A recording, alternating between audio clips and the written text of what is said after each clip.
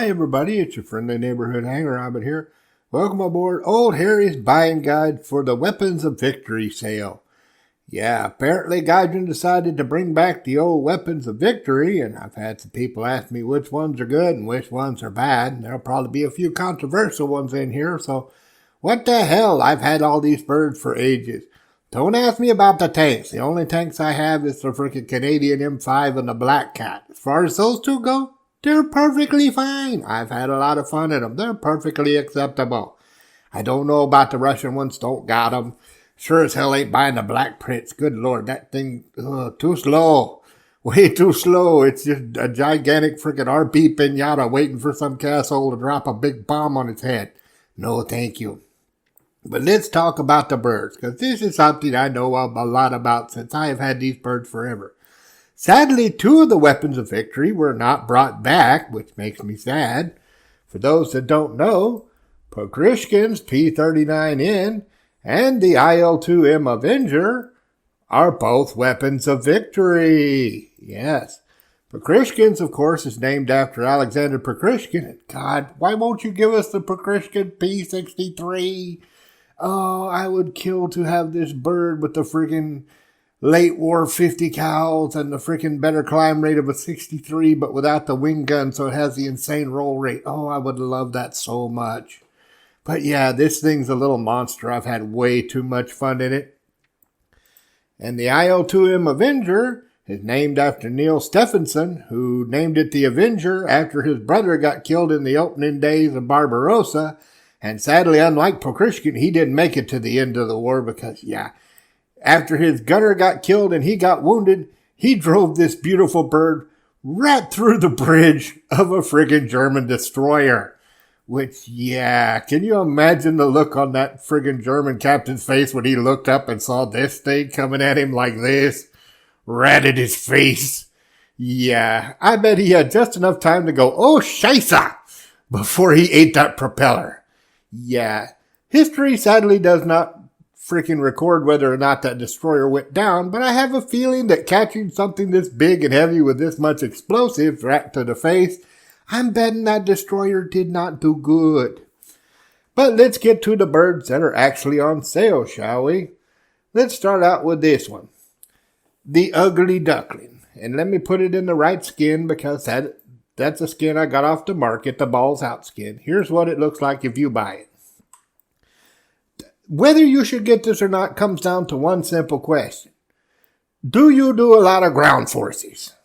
If you don't just live in ground forces, especially at around 5'7" to 6'3" BR, hell no. I mean, as you can see in ground forces, honestly, if you have access to the market, I don't even know if today I would even say it's good for ground forces, because right here's the problem. Look at these. 15.9 meters per second max climb. Do you know how many birds with a better climb that also get an air spawn this poor damn thing has to face now? Things like the Ta-152, the Narval, the Kai-83 with the freaking amazing Japanese 30s. Yeah, not to mention the birds that don't have an air spawn that are literally more than double the climb rate, like the freaking Wisefire and Darth Plagueis. Yeah. Back when this thing had an air spawn, I could recommend it a lot easier, but nowadays, no. Honestly, if you have access to the market, just get this thing. Better climb, better high-speed handling, bigger bombs. It does everything freaking the Ugly Duckling can do, but it does it better. So, and it's cheaper. Last I checked on the market, it's like $15. It's cheaper.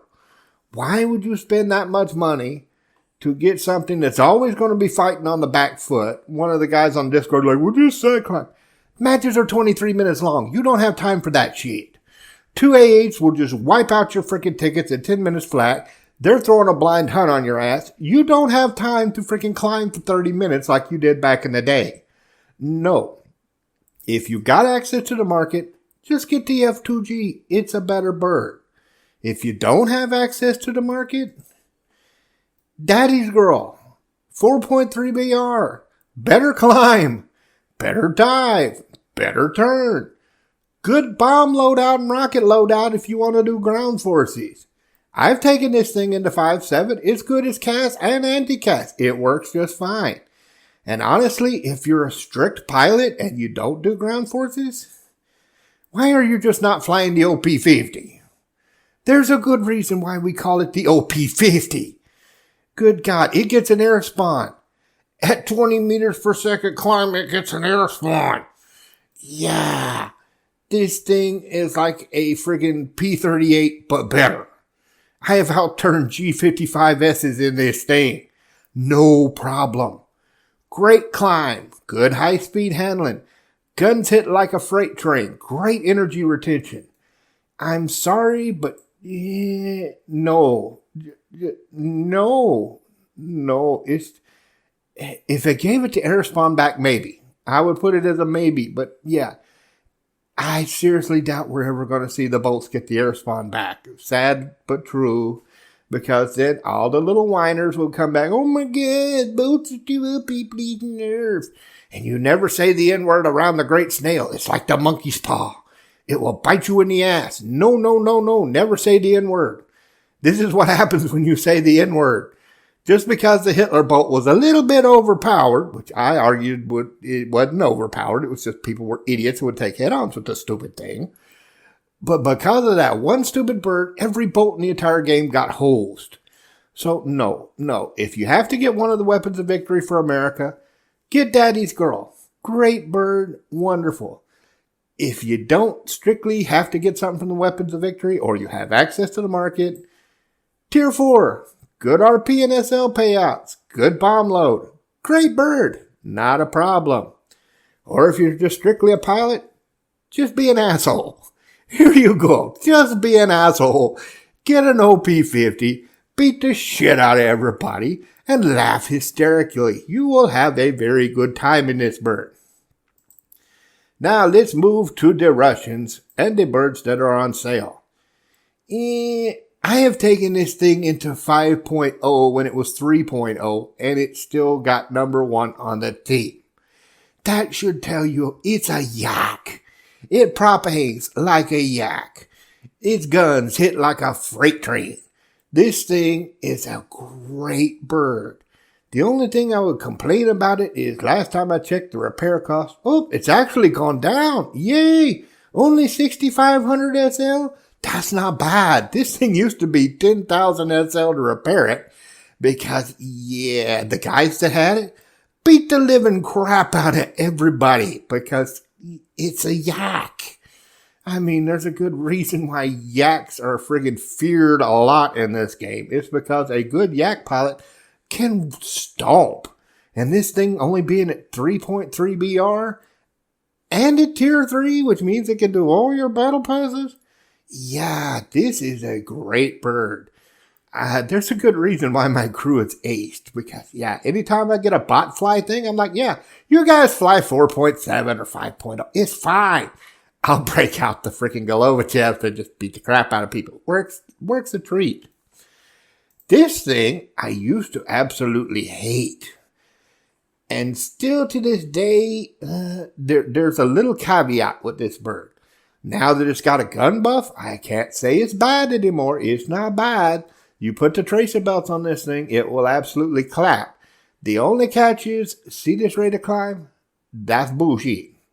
Because the second you hit about 3,700 meters, your wep goes away. And after that, yeah, the climb rate drops hard. So if you want to get this bird, which I can't blame you because it's still damn good. I mean, its handling is damn good. It gets good amount of ammo load. And the nose-mounted guns are a little hard to get used to, though, because so many of the freaking Russians have it through the prop hub, and this has it in the snoot up here. And that little bit of difference, you'd be surprised how much that'll throw off your aim, especially if you're used to the yaks. But, yeah, below 4K, this thing is a great bird. But that's the catch. If the enemy team is like 5 or 6K up, nothing you can do about it. Sorry, because once you get up that high, this thing wheezes and sneezes like an Allison P40. So, yeah, there's your catch with that. If I'm not mistaken, though, it does, I think, get bombs for ground forces. Let me see. Well, yes, it does. It gets a pair of 100s. Not that that's really much, but hey, at least you can use it some in ground forces. Personally, I'd say, why the hell are you not using an IL-2 or an SU-6? But hey, it's an option. So yeah, overall, I'd say this is not a bad bird. There is one truly fucking terrible bird, though, in the Weapons of Victory. This thing. The Great Pretender. Pretending that it isn't shit. Why did they even put this as a Weapon of Victory? I don't know. You see that hole right there? You know what that is? That's a camera. This is a reconnaissance bird. This was not made to be a fighter.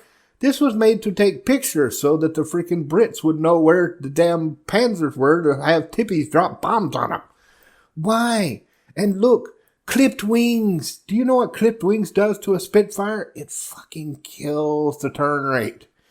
You lose the turn rate for a slightly, just a teeny tiny bit better roll, which, yeah, you aren't going to outroll a Dora in this damn thing anyway, so I don't see the point. And, you only get 250s, and they're British 50s. For those that don't know, British 50s don't get the same belts as American 50s. Instead, they get this god-awful IAI that is just forged out of sadness and disappointment. Yeah, the 50s on this thing sucks. Its climb rate is not great. Its turn rate is bad. There is not. I don't even think it gets a freaking bomb load, does it? It gets, a single 500. Yeah, no. This is bad. This out of the entire Weapons of Victory is the one I would say freaking run away from. Don't walk, run. Yeah, I would even take friggin' Ugly Duckling any day of the week before I'd take these. This is just pain. This is sad. I avoid this thing like the plague because it's just terrible. It is. It's absolutely god-awful. Instead, if you have to get a British, Darth Plagueis. Yeah, look at the climb rate. 31.8 meters per second. Yeah, the catch with this thing, though, is that right there. 7.7 Brownings. Yeah. Basically, just think of it as you have 240 rounds of cannon. That's it. Because, yeah, British pew-pews, especially against the crap you're going to be fighting at that BR, all these heavily armored F2Gs and P-47s and all these other big fat oh, God. Freaking God help you if you run up against a 288 and all you've got is the British you might as well just kamikaze. I'm serious. You are not going to drop a 288 with British pew-pews. No, I don't know why the Brits stuck with the damn pew-pews so long, because they're not good. They're really not. But if you want something that'll outclimb pretty damn much anything, basically the only thing you're going to be facing up there is friggin' other Spitfires like the Wise Fires and the Freedom Fires. Here you go. Great climb rate. Great turn rate. The only catch is its top speed. Yeah, it's not terrible for a Spitfire, but it's not the greatest. But it's a Spitfire. Everybody knows these things are glass cannons. Yeah, these things were not built to dive like a freaking 190. But yeah, all in all, a great bird. So I hope this little buying guide has helped you decide which, if any, Weapons of Victory you're going to get. Personally, I'm going to wait till the stuff that's in the store is on sale, and I'm going to pick up that little SAV thing, because everybody keeps saying it's got an autoloader with an insane fire rate. I like autoloader. That sounds like fun. But yeah, I have had a lot of fun in most of these birds, well, except Great Pretender. So yeah, any of them that you pick up, you can at least get some utility as long as you stay away from Pretender. Like I said, ground forces, Ugly Duckling, Daddy's Girl, perfectly fine. The Russians, it's Russian. Yeah. Soviet bias, yeah, works a treat. And this thing, this thing climbs to freaking heaven like a homesick angel. Not a problem. Well, I hope this helped you, and I hope to see you up there in the clouds. Have a good one, y'all.